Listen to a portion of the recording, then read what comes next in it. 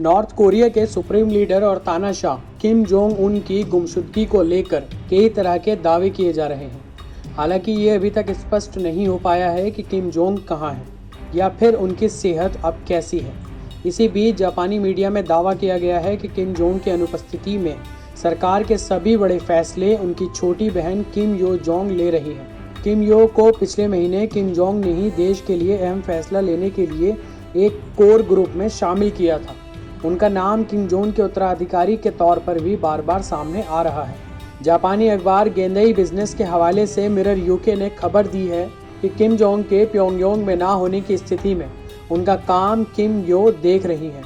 Kim Jong की अचानक अनुपस्थिति के बाद से कई सारे जरूरी सरकारी काम रुके हुए थे और कई प्रस्तावों पर मंजूरी ली जानी थी। ऐसे सभी कागजात जिन पर अक्सर किम जोंग के दस्तखत होने होते थे, अब कई कागजों पर किम जोंग की जगह किम यो के दस्तखत हो रहे हैं। बता दें कि किम जोंग की राजनीतिक सलाहकार माने जाने वाली किम यो जोंग को देश के लिए प्रमुख निर्णय लेने वाले एलीट ग्रुप और पार्टी के पॉलिट ब्यूरो में 11 अप्रैल को ही शामिल किया गया था। उत्तर कोरिया के सभी रणनीतिक कदम यही ग्रुप मिलकर लेता है। इसमें किम यो की एंट्री के बाद माना जा रहा था कि किम यो किम जोंग के बाद सबसे शक्तिशाली नेता बन गई हैं। जापानी मीडिया के मुताबिक अब सरकार के फैसलों में नजर भी आ रहा है कि किम यो धीरे धीरे सत्ता पर पकड़ बना रही हैं। एक रिपोर्ट के मुताबिक किम जोंग बीते कई महीनों से बीमार थे और एक जर्मन डॉक्टर को फरवरी में भी उनके इलाज के लिए बुलाया गया था। इसके कुछ ही दिन बाद नॉर्थ कोरिया ने फ्रांस से एक डॉक्टर्स की टीम भेजने की अपील भी की थी। योनहाप न्यूज एजेंसी के मुताबिक बीमार किम जोंग ने अपने परिवार को सत्ता में बनाए रखने के लिए ही किम यो को अचानक पार्टी के पॉलिट ब्यूरो और सरकार के सलाहकार ग्रुप में शामिल कर लिया। किम जोंग उनके पिता किम जोंग इल की 5 पत्नियां थीं। उनके कुल 7 बच्चे थे। किम जोंग उन और किम यो जोंग दोनों एक ही माता पिता की संतान हैं।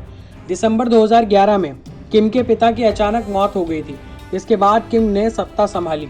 वैसे कहा जाता है क्योंकि किम को इतना अनुभव नहीं था, इसलिए शुरुआत में थाएक ने अनौपचारिक रूप से शासन संभाला था।